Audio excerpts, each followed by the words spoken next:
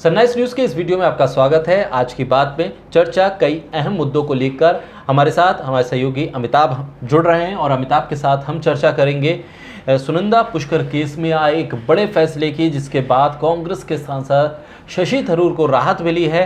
क्या कुछ उस पर ताज़ा अपडेट है और क्या कुछ रहा कोर्ट के भीतर, वो तमाम चीज़ें जानेंगे। उस पर हम चर्चा इसलिए भी करेंगे कि दरअसल ऐसा केस जिसको लेकर चर्चाएं बहुत हुई और बहुत हाइप मिली, लेकिन आखिरकार उसका नतीजा ये हुआ कि शशि थरूर उस केस से बरी हो गए।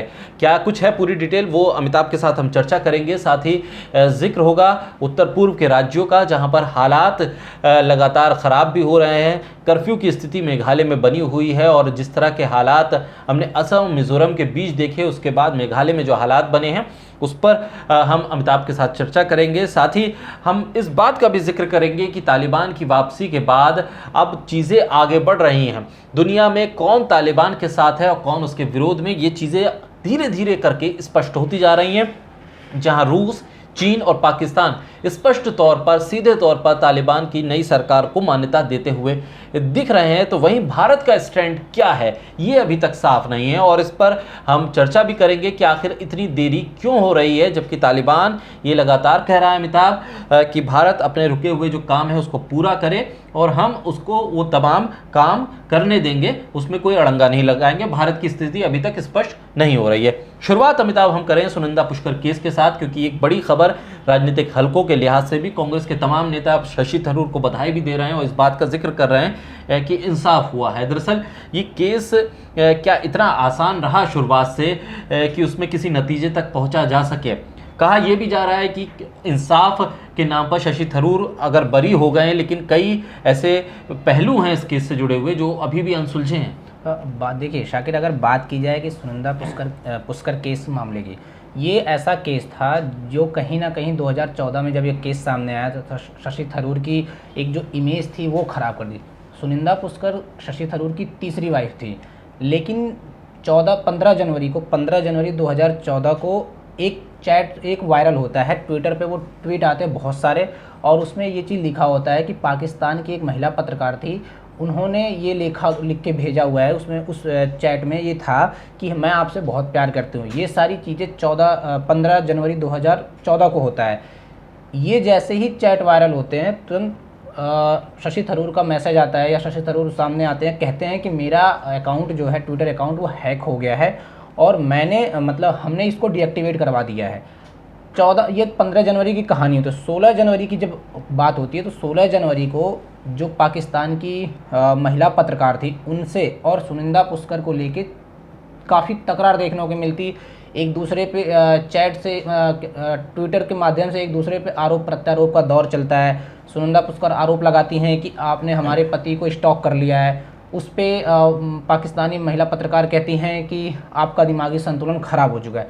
ये सब कुछ होता है 16 जनवरी को और 17 जनवरी को ही सुनंदा पुष्कर की मौत हो जाती है, जो कि बहुत ही एक मिस्ट्री कह लिया जाए कि वो मिस्ट्री था। जब उनका एम्स में पोस्टमार्टम हुआ, वहाँ की जो रिपोर्ट आई उसमें बताया गया कि उनके शरीर पर 12 निशान थे और फिर उनकी बॉडी में इंजेक्शन लगने के निशान मिले थे।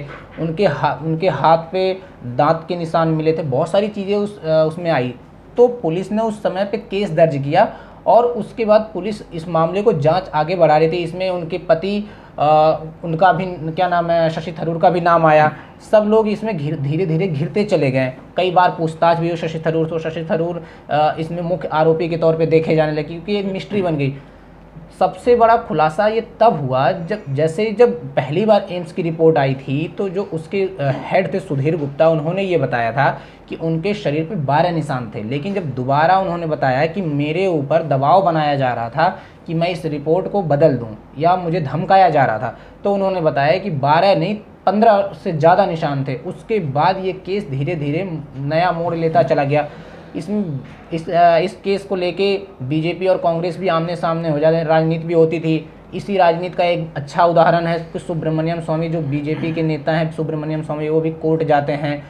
हालांकि उनकी याचिका कैंसिल हो जाती है, रद्द कर दी जाती है।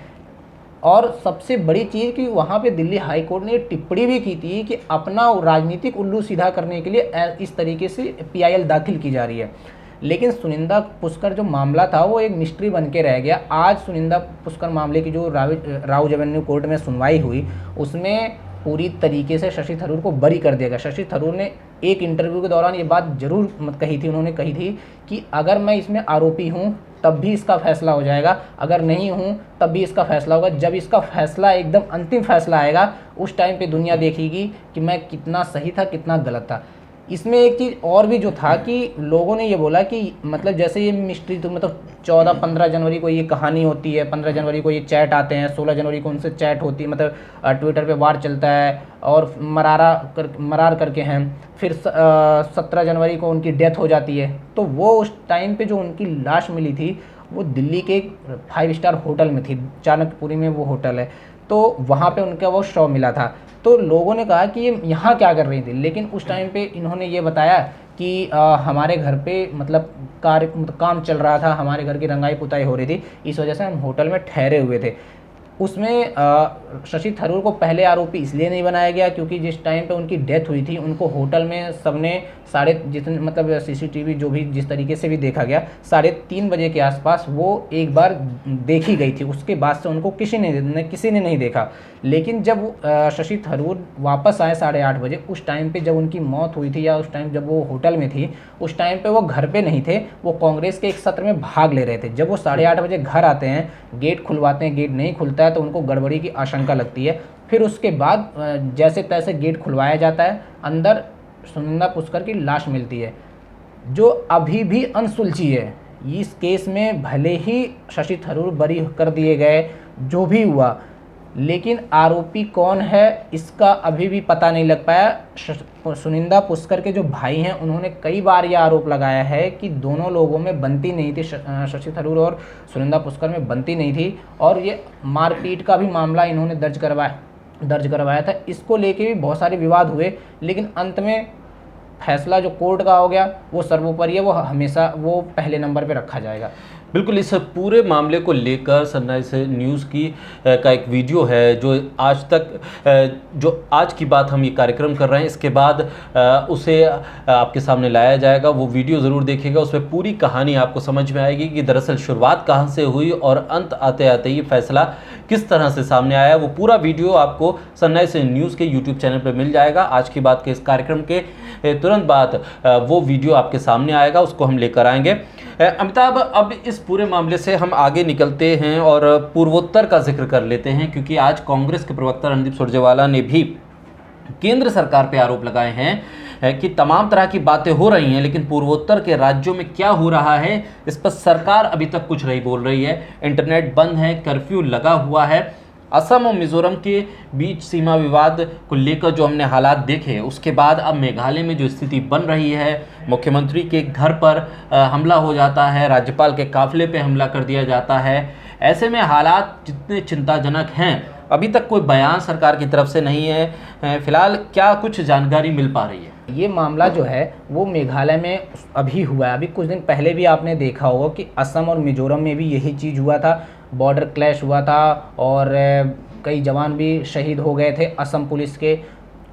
लेकिन ये सब चीज़ें जो चल रही हैं, ये इसका असर अगर देखा मेघालय में भी देखने को मिल रहा है। मेघालय में सीमा विवाद को लेके नहीं है, लेकिन वहाँ पे क्या हुआ कि पुलिस ने छापामारी की थी एक चरमपंथी नेता के घर पे। उनके घर पे जब वो नेता के घर पे कार्रवाई करने पुलिस गई, उस दौरान एनकाउंटर हो गया, मतलब झड़प हो गई, और उस हिंसक झड़प में पुलिस की गोली से वो चरमपंथी जो नेता थे उनकी मौत हो गई।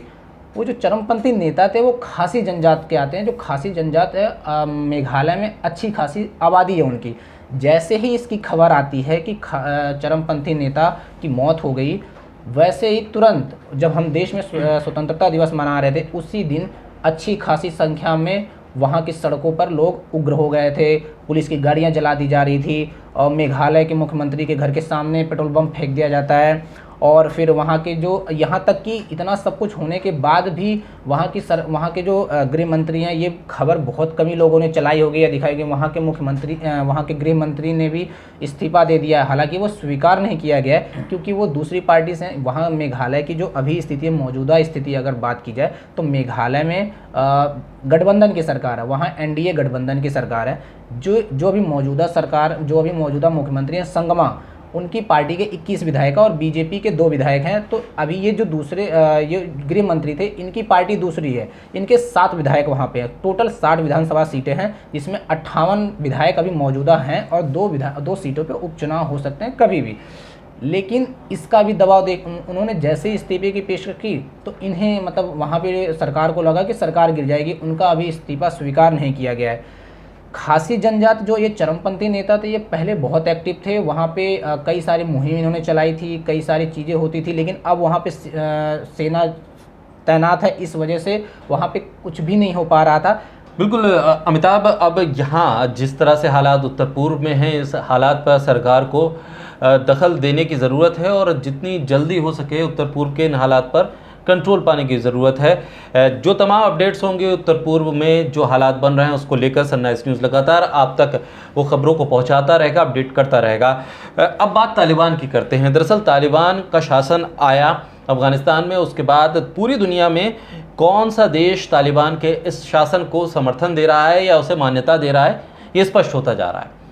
चीन, पाकिस्तान और रूस, इन्होंने सीधे तौर पर तालिबान के शासन को मान्यता देने की बात कही है, उस पर वो आगे बढ़ रहे हैं।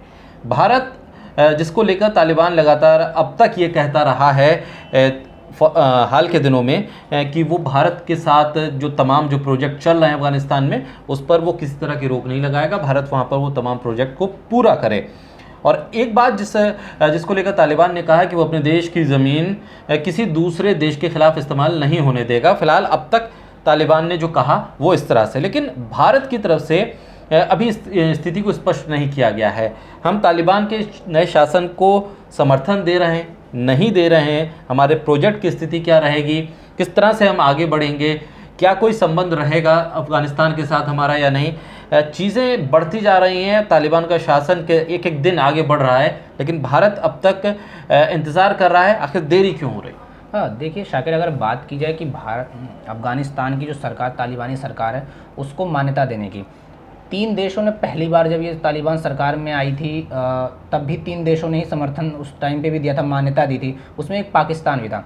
देखिए भारत की जो स्थिति है, भारत अभी वेट एंड वॉच की स्थिति में है। भारत सिर्फ ही देख रहा है कि स्थिति क्या बनने वाली है, कौन से देश इसमें मतलब इसको समर्थन देंगे, मान्यता देंगे। भारत के वहाँ अरबों डॉलर लगे हुए हैं, वहाँ मतलब भारत के कई सारे प्रोजेक्ट अभी भी अधूरे हैं। तो भारत कहीं, और इससे चाइना को खुशी इसलिए मिल रही है क्योंकि भारत को नुकसान हो रहा है। अगर जैसे वहाँ पे पाकिस्तान तालिबान करीबी, अभी आपने देखा होगा कि तालिबान के एक बड़े खूंखार नेता को 5 साल बाद पाकिस्तान ने आज रिहा कर दिया जेल से। तो और फिर कल पिछले दिनों क्या नाम है, इमरान खान का भी ट्वीट आता है कि वो कहते हैं कि तालिबानियों ने जंजीरें तोड़ दी, बेड़ियाँ तोड़ दी। अगर आप देखेंगे कि भारत सरकार की जो चिंता है वो सिर्फ अपने प्रोजेक्ट को लेके ही नहीं है, भारत सरकार को चिंता अपने कश्मीर को भी लेके है। क्योंकि 370 हटने के बाद पिछले 2 साल से अगर देखी जाए तो वहाँ पे पत्थरबाजी की घटनाओं में कमी आई है, आतंकवादी की घटनाओं तो आती रहती हैं वहाँ पे, लेकिन ये है कि सेना उनका सफाया भी कर रहा है। लेकिन अगर आप पहली तालिबान की सरकार देखोगे तो उस टाइम पे वहाँ जम्मू कश्मीर में या खासकर कश्मीर में कह लिया जाए, वहाँ पे आतंकवादी गतिविधियाँ बढ़ गई थी, वहाँ पे धीरे धीरे उनके लड़ाके बढ़ने लगे थे। और पाकिस्तान यही चाहता है, वो ये नहीं चाहता है कि आतंकवादी का जो सीधा आरोप है वो पाकिस्तान पे लगे, वो चाहता है कि हम किसी तीसरे आदमी के थ्रू ये काम करवाएं। उस टाइम पे भी यही था। अगर आपने देखा होगा कि जब अगर आपको याद होगा कि कंधार में जो हमारे एक प्लेन को हाईजैक कर लिया गया था, उसको 5 दिन तक वो प्लेन गायब था, उसमें हमारे भारतीय कई सारे यात्री थे, हमारे कई सारे यात्री उसमें बैठे हुए थे। उस एरोप्लेन को जब उतारा गया था वो कांधार था जो अफ़गानिस्तान में है, और उसके बदले डिमांड की गई थी कि हमारे महमूद अजहर को छोड़ने की मांग की गई थी। हालांकि सरकार ने छोड़ा, लेकिन तब भी तालिबान ने हमारा साथ नहीं दिया था, भारत का साथ नहीं दिया था तालिबान ने। उस दौरान भी तालिबान उस टाइम पे सिर्फ मूक दर्शक बन के बैठा हुआ था, और पाकिस्तान के जरिए ही वो, अगर आप देखेंगे महमूद अजहर को, वो पहले अफ़गानिस्तान जाता है, अफ़गानिस्तान से उसको पाकिस्तान भेजा जाता है। तो कहीं ना कहीं सब कुछ पाकिस्तान कर रहा था, लेकिन तालिबान के जरिए ही हो रहा था। तो अगर कांधार में आपके वहाँ, हमारे वहाँ का प्लेन हाईजैक करके आपके वहाँ उतार दिया जाता है, यहाँ का जो नेता है महमूद अजहर वो वहाँ जाता है, फिर वहाँ से पाकिस्तान पहुँचता, तो कहीं ना कहीं आपका तो दखल है। तो इसी वजह से भारत सरकार इस बात को लेकर भी डरी हुई है कि जैसे भारत सरकार हर बड़े यूएन की मीटिंग में, हर बड़े मीटिंग में जहाँ भी कई देशों के राष्ट्रपति या प्रधानमंत्री मौजूद होते हैं, वहाँ भारत का सबसे बड़ा मुद्दा जो होता है वो आतंकवादी को ही टारगेट करना होता है। आतंकवादी गतिविधियों को ही कम करने की बात हर बड़े मीटिंग में भारत सरकार या नरेंद्र मोदी सरकार करती है। लेकिन अगर भारत को यही डर है कि अगर वहाँ तालिबानी जो सरकार है वो इतने आक्रामक होते हैं, तो कहीं ना कहीं वो जो दौर था वो दौर भारत सरकार को फिर से, मतलब भारत में फिर या कश्मीर में फिर से देखने को मिल सकता है। इस वजह से भी एक जो डर है भारत सरकार को वो है। भारत सरकार मीटिंग भी कर रही है, जैसे पीएम मोदी ने कहा कि हम सिख और हिंदू भाई को, यहाँ जो शरणार्थी आएंगे हम उनको पनाह देंगे, हम उनको रहेंगे। तो ये चीज़ें हर देश जो वहाँ के लोग निकल के जा रहे हैं दूसरे देशों में, वो जगह दे रहे हैं रहने के लिए, कोई उनको नहीं, लेकिन इससे काम नहीं चलेगा। उनके मामलों में थोड़ी सी दखल अंदाजी करनी पड़ेगी, क्योंकि वहाँ का जो कह लीजिए मतलब जो उनकी स्वतंत्रता है उसका हनन हो रहा है। जो तालिबानी नेता या कह लीजिए वहाँ के जो अंतर्राष्ट्रीय मीडिया या कुछ उनको कहती है आतंकवादी, वो उनके हनन कर रहे हैं। अभी आपने देखा होगा एक वीडियो कि न्यूज इन्होंने बोला कि हम महिलाओं को जगह देंगे, हम महिलाओं को रखेंगे, लेकिन महिला एंकर बाकायदा बुर्के में बैठ के वो क्या नाम है एंकरिंग कर रही थी, उसको हटा के तालिबान का एक लड़का वहाँ जाके बैठ के एंकरिंग करता है। तो आप खुद समझ जाइए कि स्थिति वहाँ मतलब उनके कथनी और करने में बहुत अंतर है, ये साफ दिखाई दे रहा है। ठीक, तो तालिबान और भारत के रिश्ते किस तरह से रहेंगे, अफ़गानिस्तान में क्या हालात बनेंगे, भारत की स्थिति क्या होगी, इन पर हमारी नज़र बनी रहेगी। और तालिबान के शासन के बाद अफ़गानिस्तान में क्या कुछ हालात बदलते हैं उस पर भी हम लगातार सनराइज़ न्यूज़ के तमाम दर्शकों को अपडेट देते रहेंगे। फिलहाल आज की बात पे हमारे साथ इतना ही। आज की चर्चा को लेकर आप क्या कुछ सोचते हैं कमेंट बॉक्स में ज़रूर बताइएगा, और सनराइज़ न्यूज़ के यूट्यूब चैनल को लाइक कीजिए, सब्सक्राइब कीजिए और कीजिए शेयर।